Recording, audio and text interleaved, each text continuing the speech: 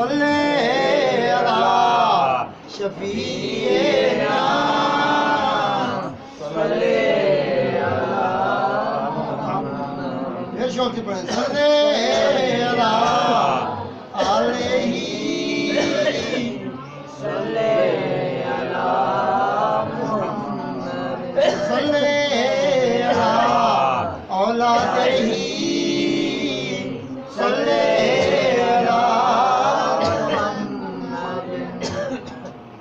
اگلے گھروں میں جو بچیاں جاتی ہیں ان کو یہ میرا پیغام ہے، جتنا زندگی اللہ نے دے رکھی ہے، جتنی عزت، جتنا مرتبہ اور جتنا شان، دیکھو بیٹیاں گھروں میں بیٹھی ہوتی ہیں، بعض بوڑھی اور ہوتی ہیں، گھروں میں بیٹھی بیٹھی بوڑھی ہو جاتی ہیں، اور کملیے لو کہ تجھے اللہ نے سر کا سائیں دیا، پردے میں تجھے خامند کی وجہ سے، کس کی وجہ سے؟ اونچا بولیں، کس کی وجہ سے؟ خامند کی وجہ سے صاحبان ملا ہے۔ کیا ملا ہے؟ تو بھائی جب اتنی تجھے عزت مل گئی ہے باقی عورتوں کی نسبت، لوگ تجھے ابھی کہتے ہیں یہ سر کے سائیں والی، یہ کس والی ہے؟ اور تو کمعقل ان کے ماں باپ کی عزت نہ کر سکے۔ سسرال میں جانے سے پہلے ایک بات اپنے دل میں لے کے جایا کر کہ وہاں سب سے بڑا جو گھر ہے وہ ہے گھر جس کو خوش کرنا ہے، راضی کرنا ہے، کہو وہ ساس سسر کا گھر ہے۔ بولو سبحان اللہ۔ اور اپنی بہوؤں کو یہ نہ سمجھا کرو کہ بس کمی علی آ گئی، یہ کہا نکرانی ہے، نوکرانی آ گئی ہے۔ کیا کیا کرو؟ یہ کہا کرو ایک بیٹی ہم نے بیاہ کے دے دی ہے، دوسری بیٹی ہمارے گھر آ گئی ہے۔ بولو سبحان اللہ، پھر بولو سبحان اللہ۔ اس لیے آج کا پیغام ہے، اس عورت کی قربانی نہیں ہے جو ساس سسر کی خادم اور غلام ان کی خدمت کرنے والی نہ ہو۔ اس عورت کی قربانی نہیں ہے جو عورت خامند کو برے القابات سے، برے الفاظ سے پکارتی ہے، بلاتی ہے، بدتمیزی سے بولتی ہے، نام لے کے بلاتی ہے اور آگے سے بڑھ بڑھ کر کے جواب دیتی ہے۔ اس کو اللہ کے نبی نے کیا فرمایا؟ اس کی کوئی عبادت اللہ کی بارگاہ میں قبول نہیں ہے،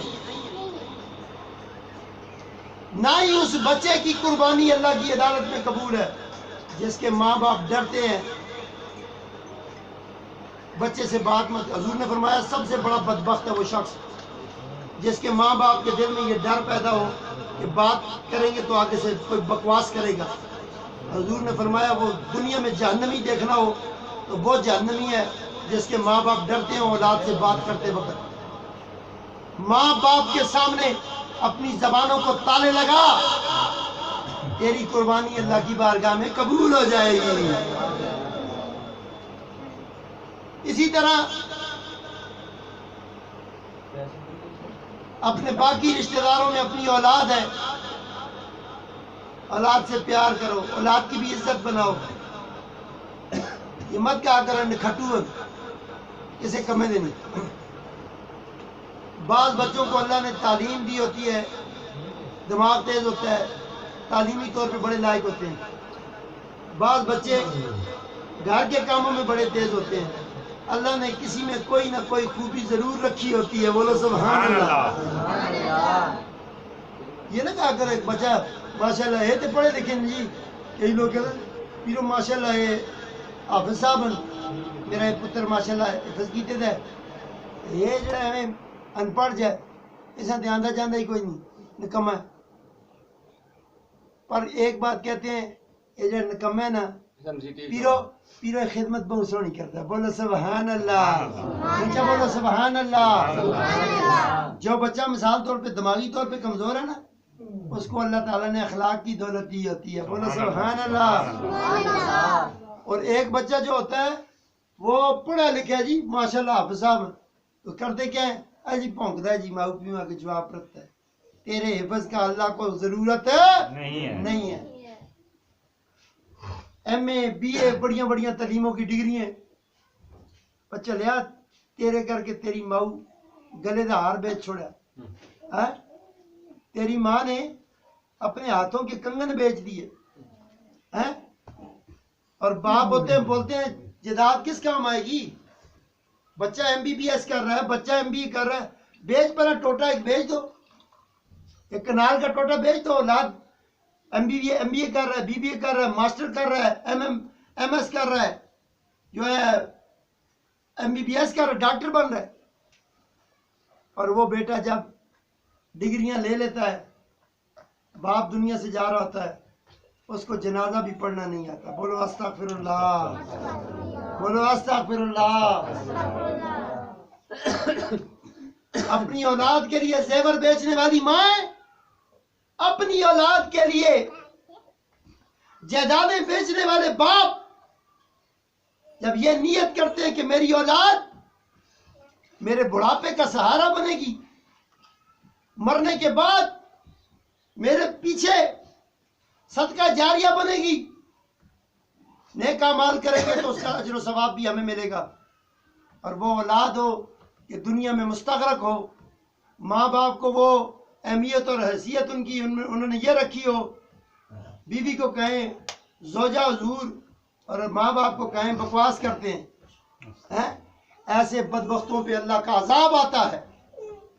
ساری زندگی وہ اپنی بیوی کو اماں حضور کہہ کے سامنے ناچتے رہتے ہیں. جن کی شادی بیاہوں میں ڈھول تلیاں باجے بجتے ہیں نا، وہ ساری زندگی بیوی کے آگے ڈانس ہی کرتے رہتے ہیں. وہ کہتی ہے ایسے کر کے ناچو، ایسے ناچتا ہے، ایسے کر کے ناچو، ایسے ناچتا ہے. تو جو بندہ ماں باپ کے قدم چومنے والا ہونا، اس کے سامنے اس کی بیویاں خادمائیں ہی ہوتی ہیں. بڑی بے وقوف عورت ہے وہ جو اپنے خاوند کو غلام بنانے کی کوشش کرتی ہے. کیا بنانے کی کوشش کرتی ہے؟ اونچا بولو، کیا بنانے کی کوشش کرتی ہے؟ اور جو غلام کی بیوی ہوتی ہے کیا ہوتی ہے؟ غلام زادی ہوتی ہے. کون ہوتی ہے؟ کون ہوتی ہے؟ غلام زادی ہوتی ہے. اور جو بڑی سمجھدار، بڑی عقل والی ہوتی ہے، بڑی سمجھ والی ہوتی ہے، وہ اپنے خاوند کو بادشاہ بناتی ہے. کیا بناتی ہے؟ کیا بناتی ہے؟ لوگوں کے سامنے کہے گی ماشاءاللہ اے ملک صاحب بڑے، اے خان جی بڑے جی کارا سی شکر الحمدللہ ساڑھے کار ترہ ٹائم مرغی پک دی ہے، حالانکہ چٹنی سے کھانے والی ہو. عزت بناتی ہے خاوند کی، عزت بناتی ہے، عزت بناتی ہے. یہ نہیں کہ جب وہ ملنے والے آئے تو پہلے تو خرچہ ہی کوئی نہیں دینا کرے نہیں. عزت بنانے والی ہو، عزت بنانے والی ہو. جو خاوند کی عزت بناتی ہے، جو خاوند کی عزت بناتی ہے، اور خاوند بھی اپنی بیوی کو رشتہ داروں میں ذلیل نہیں کرتا. نہیں، یہ بات بھی غلط ہے. یہ نہیں کہ وہ تیرے گھر آ گئی ہے، تیری نکرانی بن کے آ گئی. اللہ کے نبی نے فرمایا بیوی کو یہ حق نہیں ہے کہ وہ تیرے ماں باپ کی خدمت کرے. ہاں تجھے راضی کرنے کے لیے اگر کرتی ہے تو سیدھی جنت میں جائے گی. سبحان اللہ. وہ ایک واقعہ نہیں ہے آپ نے سنا، وہ ایک مولوی صاحب تھے، انہوں نے مفتی کا کورس کیا، مفتی بن گئے.